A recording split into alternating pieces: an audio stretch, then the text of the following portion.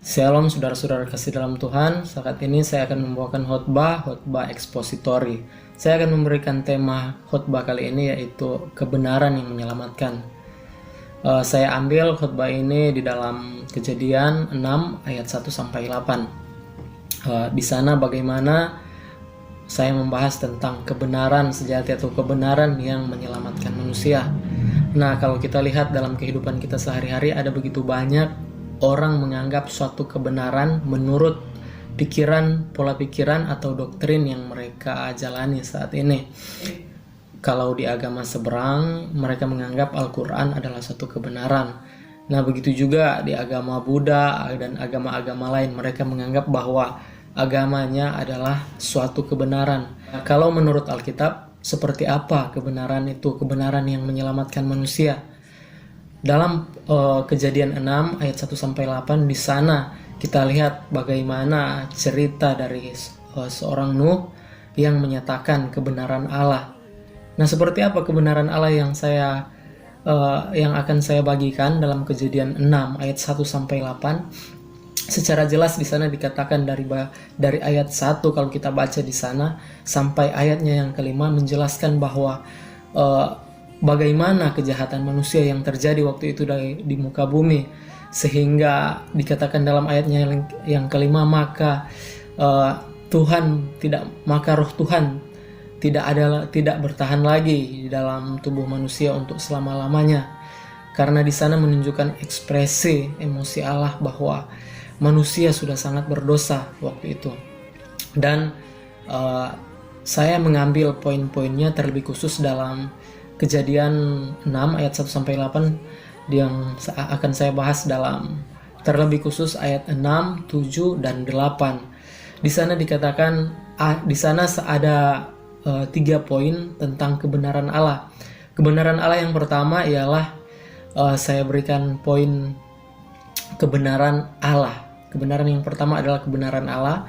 Itu saya ambil dalam Kejadian 6 ayat 6. Kalau dalam ayat 1 sampai ke 5 menceritakan bagaimana cerita atau menunjukkan kisah-kisah tentang manusia, keberdosaan manusia.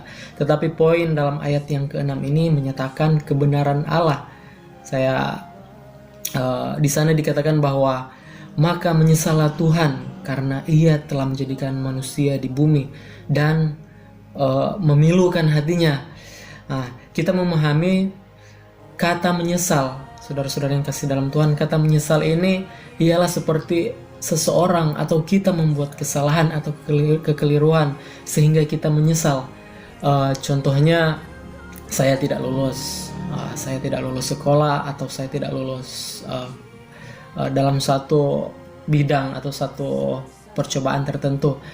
Nah, mungkin waktu saya tidak lulus, saya akan menyesal. Nanti saat penyesalan saya mungkin akan berkata, wah, kenapa saya tidak belajar? Jadi jika kita berkata bahwa Allah menyesal, ini sebenarnya berbahaya. Kenapa berbahaya? Saudara-saudara yang kasih dalam Tuhan, kita tidak bisa mengatakan bahwa Allah membuat kesalahan di masa lampau. Mengapa Allah menyesal? Terus kalau Allah menyesal, apakah Ia membuat kesalahan seperti yang manusia lakukan? Atau Allah menyesal karena telah menciptakan manusia? Apakah menciptakan manusia adalah sebuah kesalahan? Jadi kalau manusia bisa menyesal karena membuat kesalahan di masa lalunya, bagaimana dengan Allah? Nah, saudara-saudara, pemahaman seperti ini jika kita tidak mengerti secara benar, ini bisa menyesatkan atau bisa membuat kita salah berpikir dalam menerapkan kebenaran firman Tuhan atau dalam membaca kebenaran firman Tuhan. Tetapi jika kita mengerti kenapa firman Allah tegas menyatakan bahwa Allah menyesal, justru akan membuat kita semakin percaya kepada Tuhan, bukan membuat kita semakin bingung. Tetapi kenapa saya berkata demikian? Sebelum itu kita perhatikan dulu Bilangan 23 ayat 19. Ya, Allah bukan manusia sehingga Ia berdusta, bukan anak manusia sehingga Ia menyesal. Masakan Ia berfirman dan tidak melakukannya? atau berbicara dan tidak menepatinya. Saudara-saudara, kita lihat sekali, saudara-saudara sekalian, kita lihat dalam Bilangan 23 ayat 19 ini dikatakan bahwa Allah bukanlah manusia sehingga ia berdusta, bukan anak manusia sehingga ia menyesal. Masakan ia berfirman dan ia tidak melakukannya, atau ia berbicara dan tidak menepatinya. Nah, saudara-saudara yang kasih dalam Tuhan, ayat ini mengatakan bahwa Allah tidak pernah menyesal, saudara-saudara. Jadi bagaimana dengan ayat yang ke-6 dalam kitab Kejadian tadi, saudara-saudara, yang mengatakan bahwa Allah menyesal? Dalam 1 Samuel 15 ayat 29, di sana juga dikatakan bahwa lagi Sang Mulia dari Israel tidak berdusta dan ia tidak menyesal, sebab ia bukan manusia yang harus menyesal. Nah, saudara-saudara kasihan, ada 2 ayat yang sudah membantah bahwa Allah tidak pernah menyesal apa yang telah dibuatnya, atau Allah telah membuat kekeliruan. Itu tidak seperti yang kita bayangkan. Tetapi bagaimana dengan cerita yang dikatakan dalam Kejadian 6 ayat 6 tadi, dikatakan bahwa maka menyesallah Tuhan. Nah, saudara-saudara sekalian, kata menyesal dalam ayat ini tidak menunjukkan bahwa Allah pernah berbuat kesalahan. Kata menyesal di ayat ini menunjukkan ekspresi emosi Allah terhadap manusia berbuat dosa atau kejahatan manusia. Disinilah letak kebenaran Allah. Kalau dia tidak benar, kalau dia Allah yang tidak benar, berarti dia menyetujui kejahatan. Iya kan? Kalau dia tidak benar, berarti dia mengiyakan kejahatan. Tetapi karena ia Allah yang maha kudus, karena ia Allah yang maha suci, dia Allah yang maha benar, maka ia harus menyesali kejahatan manusia. Dia harus menyesali setiap perbuatan manusia. Dan itulah namanya bentuk ekspresi emosi Allah. Nah, saudara-saudara sekalian, manusia yang coba-coba dengan dosa berarti ia sedang memilukan hati Tuhan. Dia sedang membangkitkan emosi Allah dan dirinya. Ia sedang membangkitkan emosi Allah di dalam dirinya. Saya mau katakan kepada saudara-saudara sekalian bahwa kita tidak boleh main-main jadi orang Kristen. Kalau kita mau jadi orang Kristen, ya harus betul-betul orang Kristen. Kalau kita tidak serius jadi orang Kristen, mendingan jangan jadi orang Kristen. Kenapa? Karena jika predikat Anda sebagai orang Kristen dan masih melakukan hal demikian, engkau pasti akan berada di dalam neraka. Kenapa saya bilang engkau pasti akan berada dalam neraka? Karena jika Anda bermain-main sudah menjadi orang Kristen tapi Anda masih bermain-main dengan dosa, itu berarti Anda sedang menyentuh emosi Allah. Haleluya. Oleh sebab itu, jadilah orang Kristen tulen, jangan setengah-setengah. Jadilah orang Kristen, jangan pernah jadi orang Kristen setengah-setengah. Jadi anak Tuhan, ya jadi anak Tuhan. Kalau sudah jadi anak Tuhan, betul-betul jadi anak Tuhan.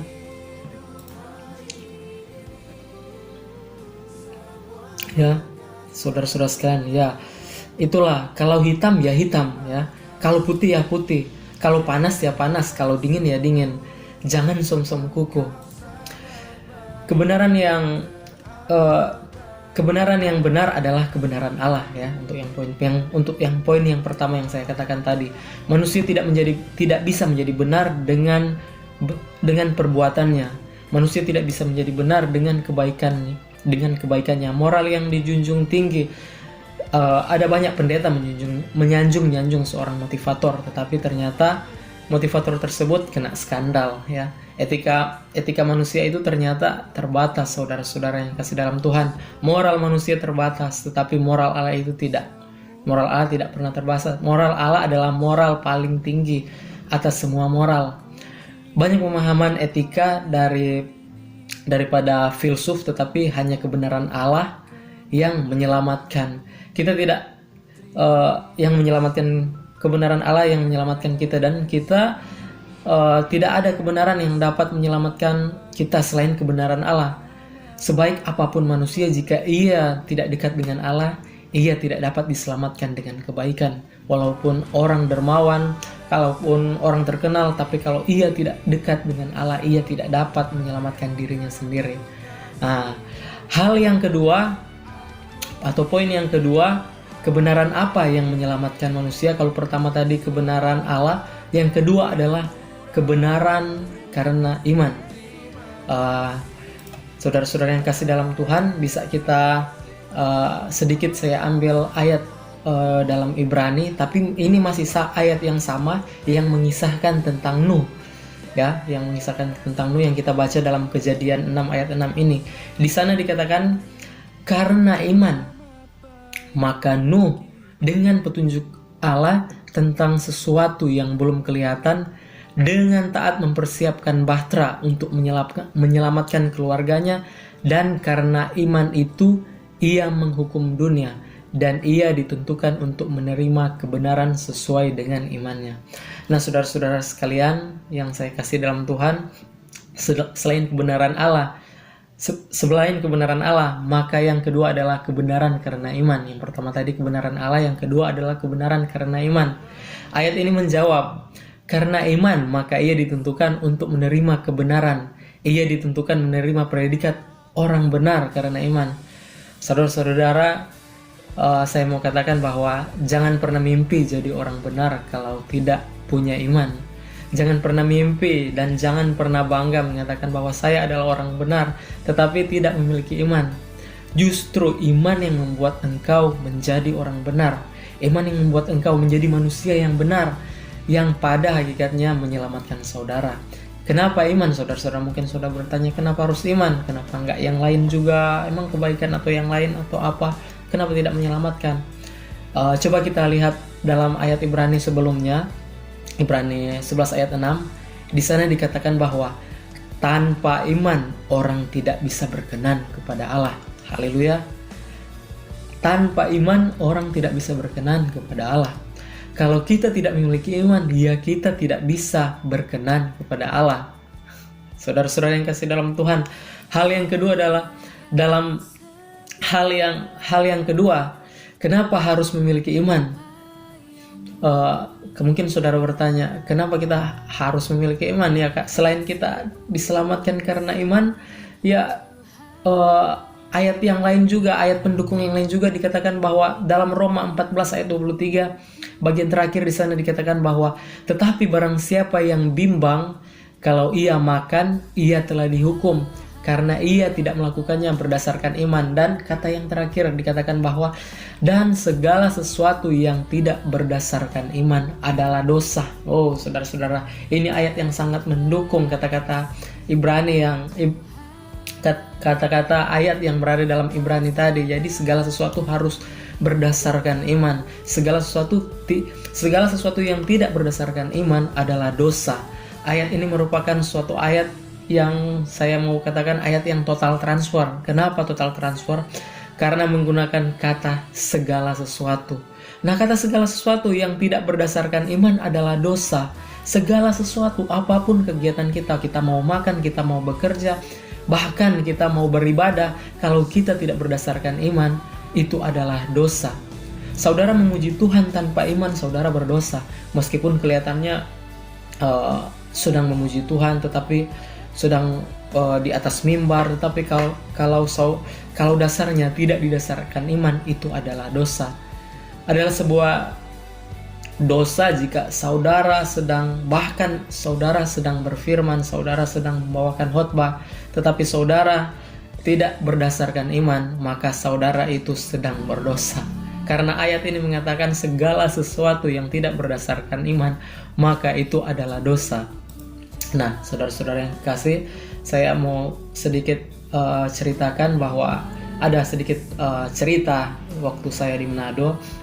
Ada bapak-bapak yang waktu satu tempat kerja sama saya mengatakan bahwa waktu itu kami sedang sama-sama bekerja dan bapak itu sedang sharing dengan bapak-bapak yang lain yang tanya jawab tentang keselamatan. Baru ada salah satu bapak bilang, kalian itu tempatnya sebenarnya dalam neraka. Baru bapak yang satu ini yang sedang merokok bilang begini, lah kenapa? Kami kan melayani di gereja, kami melayani, baru kami giat dalam gereja. Tetapi bapak yang satu ini mengatakan bahwa Meskipun kalian melayani di gereja, meskipun kalian sering rajin masuk gereja, tapi nyatanya sampai saat ini kalian masih perokok. Nah, seperti itu kesaksian sedikit yang pernah saya lihat di Manado, tempat kerja saya. Kesaksian waktu kami sedang sama-sama bekerja, istilah orang Manado, sedang mapalus. Nah, saudara-saudara sekalian, istilahnya ada kalau seorang penatua pernah mau berkhotbah, ini penatua Gemim yang waktu di Manado mau berkhotbah, dia minum sedikit sopi atau sedikit minuman keras katanya. Minum sedikit dulu biar tidak takut, biar berani gitu. Jadi setelah dia berkhotbah, dia kelihatan berani dan lancar mengeluarkan khotbahnya karena sudah agak mabuk, bawaan mabuk. Nah, ini adalah contoh bahwa kita melakukan tidak berdasarkan iman. Bahkan dia melakukan khotbah tidak berdasarkan iman. Dia malah dia minum minuman anggur, dan minumannya melebihi batas sehingga membuat dia agak mabuk, sehingga membuat dia bisa tampil dengan sedikit oleng-oleng dan membawakan firman. Nah, ini salah satu contoh orang melayani tetapi tidak berdasarkan iman, maka dia sedang berdosa. Dan saat dia sedang berdosa, dia sedang memiluhkan hati Allah, dan dia sedang menyentuh emosi Allah, sehingga Allah bilang, maka menyesallah Tuhan. Karena waktu itu Allah melihat kejahatan manusia. Ya, seperti inilah mereka tidak berdasarkan iman. Ya, saudara-saudara, gimana ya? Seringkali kelihatan kita aktif di gereja, tapi di gereja hanya buat berkelahi orang. Nah, engkau sedang mendatangkan dosa. Nah, saudara-saudara yang kasih dalam, perhatikan saudara-saudara, mengapa iman itu menentukan kebenaran seseorang. Dalam Ibrani 11 ayat 7, saudara perhatikan baik-baik, kata demi kata, dengan taat mempersiapkan bahtera untuk menyelamatkan keluarganya. Saudara-saudara yang kekasih dalam Tuhan, saudara, ternyata iman membangkitkan ketaatan. Ternyata orang tidak bisa menjadi taat kalau tidak didorong oleh iman. Kalau orang kelihatannya taat tapi tidak berdasarkan iman, ketaatan itu adalah ketaatan yang palsu. Kenapa? Karena iman yang mendorong orang untuk menjadi taat kepada Tuhan. Iman yang membuat orang bergerak melakukan sesuatu kepada Allah. Makanya saya mau mengatakan, iman bukan sekedar percaya, iman bukan sekedar pengakuan, iman bukan sekedar orang berkata pengakuan iman dan memberi pernyataan kepada orang-orang lain. Tetapi iman adalah suatu keputusan hati untuk melakukan segala sesuatu yang dikehendaki Allah. Kalau engkau berkata, aku beriman, tetapi tidak ada tindakan, maka engkau sesungguhnya tidak beriman.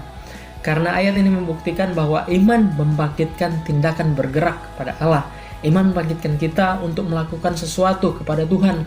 Kalau saudara berkata, lakukan sesuatu kepada Tuhan, tapi tidak didasari dengan iman, maka kepercayaan saudara adalah kepercayaan yang disertai dengan motivasi.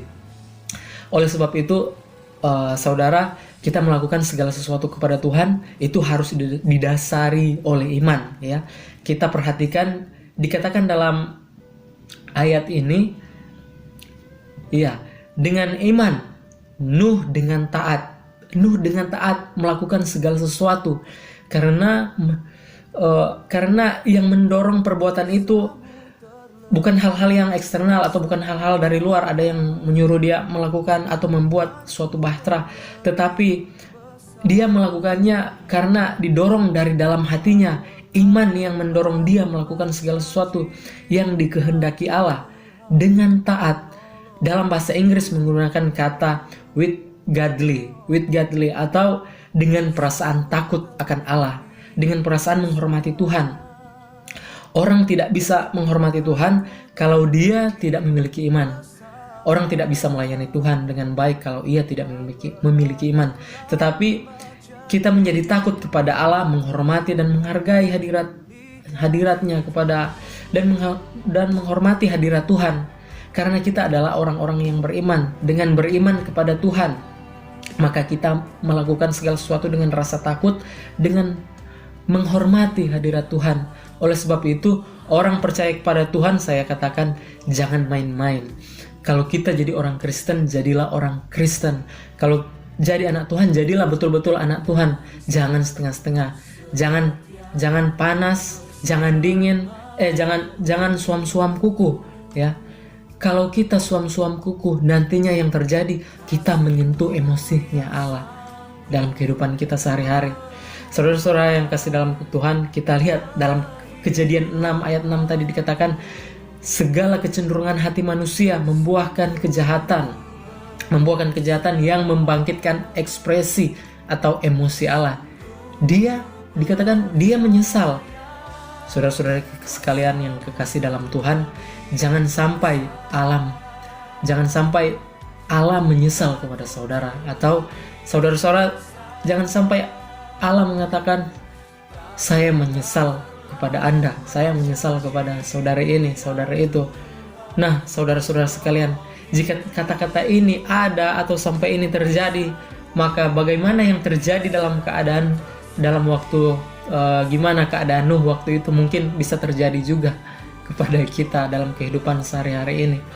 Saudara, jadi kecenderungan hati manusia membuahkan kejahatan yang membangkitkan ekspresi atau emosi Allah. Dia menyesal. Jangan sampai Allah menyesal kepada saudara. Saudara, Allah tidak pernah berbelas kasihan ketika ia menyesal, saudara. Dikatakan dalam kitab Amsal, saya lupa ayat berapa. Dikatakan dalam kitab Amsal ada ayat yang mengatakan bahwa pada hari kemurkaannya ia tidak berbelas kasihan. Ketika ia menyesal, saudara, dikatakan dalam kitab Amsal, pada hari kemurkaan hartamu tidak berguna. Jika engkau memiliki segala sesuatu, kalau Allah sudah murka, tidak ada yang dapat menyelamatkan saudara. Kenapa? Terkadang banyak orang Kristen main-main dengan api, saudara. Jadi dengan dosa yang kita perbuat itu terkadang memilukan. Dosa yang kita buat dalam kehidupan sehari-hari itu memilukan hati Tuhan. Kalau kita sudah bertobat, jadilah benar-benar. Jadilah orang-orang yang benar-benar sudah bertobat. Kita semakin bertumbuh ke arah Tuhan. Amin. Dan poin yang ketiga, poin yang terakhir dalam kisah Nuh ini, saya mau kasih poin kebenaran yang membangkitkan keintiman dengan Tuhan. Maksudnya, makin lama dengan Tuhan, makin dekat, makin akrab dengan Tuhan. Saya ambil dalam Kejadian 6 ayat 9. Di sana dikatakan bahwa hidup bergaul dengan Allah. Kalau saudara baca ya, harusnya kalau orang itu dia orang benar, kalau kita sudah menjadi orang Kristen yang betul-betul di dalam Tuhan, ya, jadi orang benar, dia lebih lama lebih dekat dengan Tuhan. Bukannya menjadi orang Kristen makin lama makin kenal Tuhan, malah makin lebih jauh, tetapi lebih dekat sampai melekat sampai pada titik keintiman, pada suatu hal yang namanya keintiman. Keintiman adalah suatu pergaulan yang tanpa batas, ya, kalau dalam bahasa terjemahan dalam KBBI, keintiman, pergaulan atau suatu pengenalan yang tanpa batas, memang melekat erat. Keintiman adalah suatu hubungan yang tidak memiliki jarak atau spasi lagi, ya. Jadi keintiman adalah suatu penyatuan yang utuh. Di sini saya baca dalam KBBI, keintiman adalah suatu hubungan yang tidak memiliki jarak atau spasi. Keintiman adalah suatu penyatuan yang utuh. Nah, saudara-saudara kasih dalam Tuhan, ketika kita menyatu dengan Allah, itu keintiman kita yang sejati. Itu adalah keintiman kita yang kita tunggu-tunggu, yang sejati. Tetapi kalau seperti ada jarak dengan Tuhan, berarti saudara belum menjadi intim dengan Tuhan. Masih ada spasi, masih ada jarak. Lebih lama kita mengenal Tuhan, lebih lama berarti kita akan lebih intim. Jangan lebih lama saudara menjadi orang Kristen sudah lama, apalagi dari lahir, lama-lama mulai terlambat beribadah, lama-lama mulai terlambat ke sektor, atau tidak kelihatan lagi dalam ibadah tengah minggu, udah ada jarak, tidak kelihatan lagi. Ibadah minggu sekali, 2 kali, lama-lama setahun sekali, lama-lama jadi burung tahun, ya, nggak kelihatan lagi. Kalau orang Manado bilang itu burung tahun, setahun sekali muncul, cuma pada saat Natal ia muncul. Jadi Kalau kalau selain jadi kalau kita sudah beribadah setahun sekali gimana? Nah, 2 tahun sekali, 3 tahun sekali, burung apa lagi namanya? Burung udah nggak tahu lagi, nggak pernah beribadah, tidak mengenal Tuhan, padahal orang Kristen, ya. Saudara-saudara yang kasih dalam Tuhan, gereja dengan Tuhan harusnya dekat, intim, ya. Kalau ada orang pacaran, awalnya mereka belum dekat, mereka berkenalan. Awalnya mereka berkenalan dulu, baru mengenal. Lama-lama mereka lebih dekat, makin kenal, makin dekat, sehingga terjadilah suatu hubungan yang namanya pacaran. Nah, dari pacaran mereka terus ke jenjang yang lebih dekat, intim, kenal orang tuanya, dan akhirnya mereka memutuskan untuk menikah, menjadi suatu keintiman. Nah, seharusnya gereja dengan Tuhan seperti ini. Makin lama dekat dengan Tuhan, makin erat, bahkan lama-lama sehingga membentuk suatu kesimpulan, suatu keintiman, yaitu pernikahan, menikah, menjadi suatu intim dengan Kristus. Seharusnya gereja, orang benar yang betul-betul bertobat, harusnya seperti ini. Makin lama dekat dengan Tuhan, makin akrab sehingga menjadi suatu keintiman, tidak memiliki jarak dengan Tuhan. Saudara, gereja dengan Tuhan harusnya seperti itu, saudara. Amin. Itulah kebenaran yang menyelamatkan saya dan saudara. Itulah poin ketiga. Saya rindu ini menjadi suatu komitmen yang kuat, bagi saya dan saudara sebagai jemaat yang hidup di akhir zaman ini. Mari kita memperhatikan kebenaran yang ada dalam diri kita masing-masing, saudara-saudara yang sekalian. Predikat orang benar, apabila kita sudah menyandang predikat orang yang benar, jangan pernah main-main. Jangan pernah membangkitkan emosi Allah dalam kehidupan kita, kehidupan saya dan saudara. Jangan sampai Allah berkata, "Hei, saya menyesal sama Anda. Saya menyesal sama kamu." Pada hari kemurkaan Allah, Allah tidak berbelas kasihan, saudara-saudara. Saudara tidak ada hal lagi kata bertobat, tidak ada lagi kata bertobat dalam hari kemurkaan Allah. Ketika Allah sudah menyesal, saudara, Anda tidak memiliki lagi kesempatan untuk bertobat. Jadi jika Anda belum bertobat betul-betul, bertobatlah sekarang.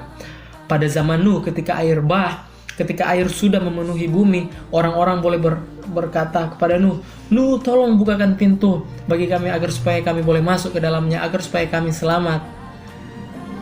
Nah, saudara-saudara yang kasih dalam Tuhan, teriakan mereka waktu itu tidak dapat ditolong oleh Nuh. Kenapa? Karena Allah sudah tidak berbelas kasihan lagi di saat hari kemurkaannya datang. Haleluya. Nah, inilah kebenaran yang menyelamatkan manusia.